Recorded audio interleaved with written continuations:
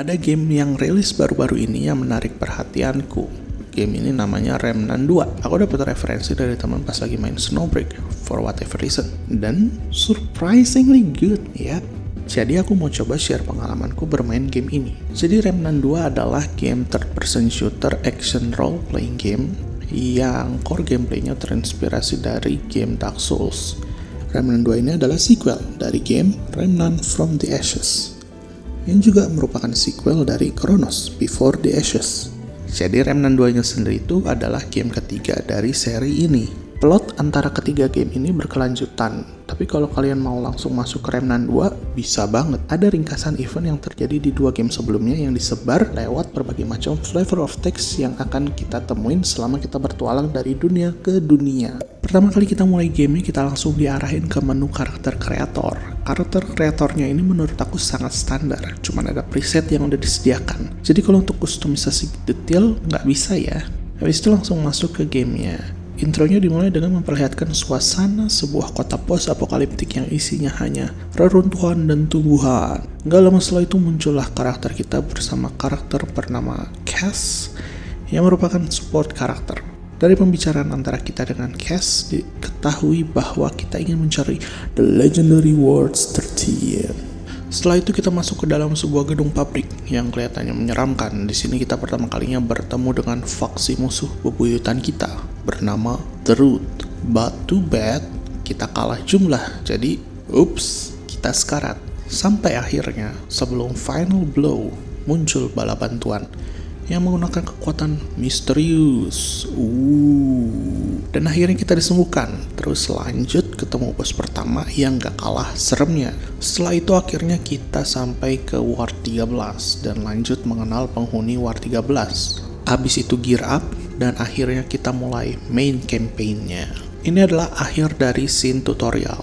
Abis ini progress di game jadi semi-random. Maksudnya apa? Remnant 2 menggunakan approach procedural generation untuk story progression-nya. Jadi level dan quest bakal berbeda di setiap playthrough. Aspek gameplaynya banyak ambil inspirasi dari Dark Souls yang dikawinin sama aspek tembak-tembakan ala third person shooter. Yang unik di sini adalah class sistemnya. Kita sebut sebagai archetype. Di awal, archetype yang bisa kita pilih ada 4. Medic, Hunter, Challenger, dan Handler. Ada beberapa archetype lagi yang bisa di-unlock mid-game, yaitu Summoner, Engineer, Alchemist, dan Archon. Ada fitur secondary class yang bisa kita unlock setelah trade perks kita udah ada 10 poin. Secondary class ini berfungsi sebagai kelas tambahan yang bisa kita combo ability-nya dengan primary class sesuai dengan gameplay yang kita minati. Drawback dari secondary class itu dia nggak bisa pakai primary perk. Gear systemnya di sini, gimana ya?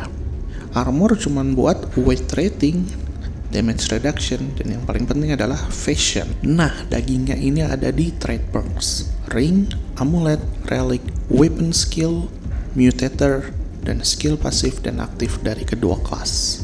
Di playthrough pertama aku lebih fokus untuk selesain dulu story-nya. Jadi nggak gitu perhatiin build ya, karena emang pakai build yang ala kadarnya aja udah cukup gitu untuk nge-steamroll gamenya. Well, at least sampai stuck di 2 boss terakhir.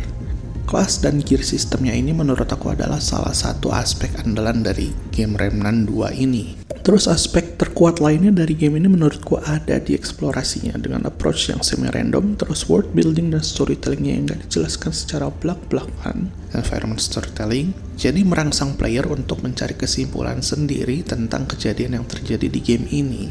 Aku suka banget, karena di playthrough pertama aku rasa aku dapat role story yang bagus. Jadi kita mulai dari yang gak tahu apa-apa, terus dilempar ke Nerut. Di sana aku belajar bahwa bangsa Drzir mereka lagi dalam misi untuk mencari makhluk hidup lainnya di alam semesta, dan pencarian mereka berakhir di Alepsis Tower, sebuah black hole. Mereka mau masuk ke dalam untuk lihat ada apa sih di dalam Alepsis Tower.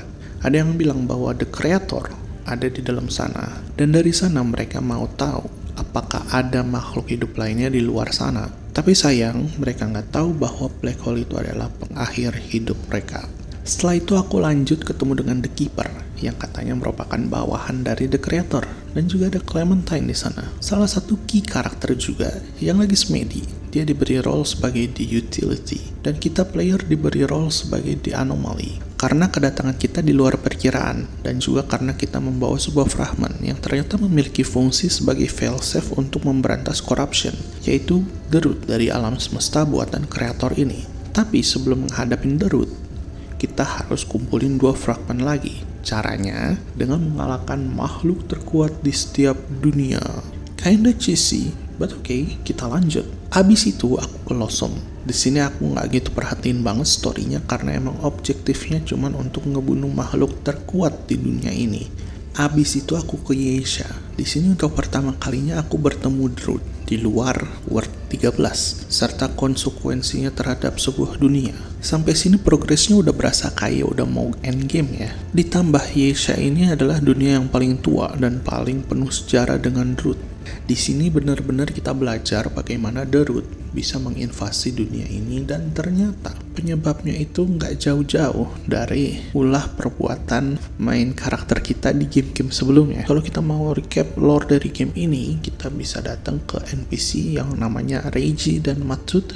Tapi aku rasa mereka lebih ceritain event yang terjadi di Remnant from the Ashes. Event Chronos, yaitu game yang pertama, lebih banyak diceritain di Yeisha.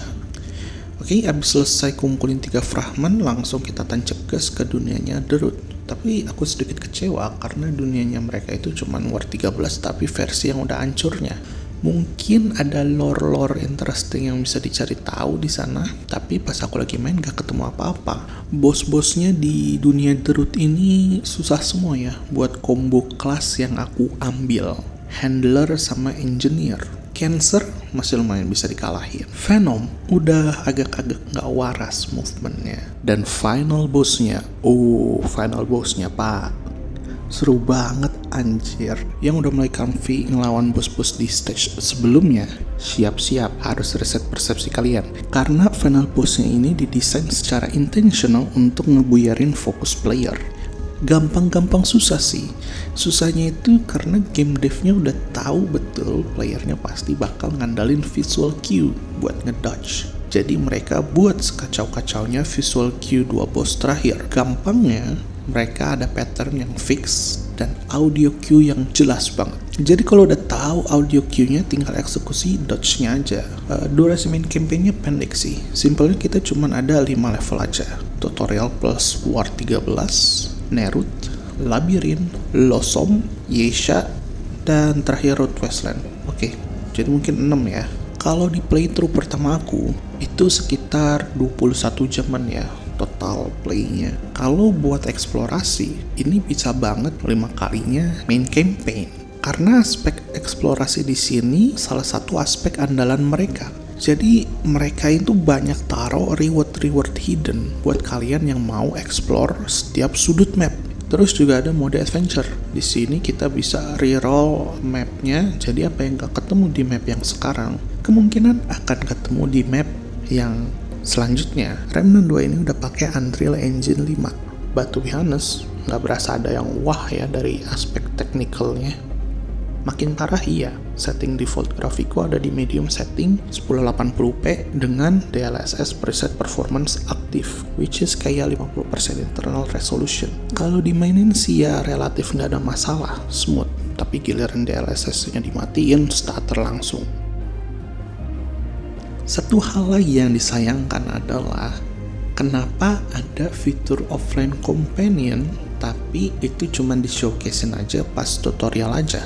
Di sini juga ada fitur online multiplayer sampai maksimal 3 orang. Kayaknya sih fun ya, tapi aku belum pernah nyoba.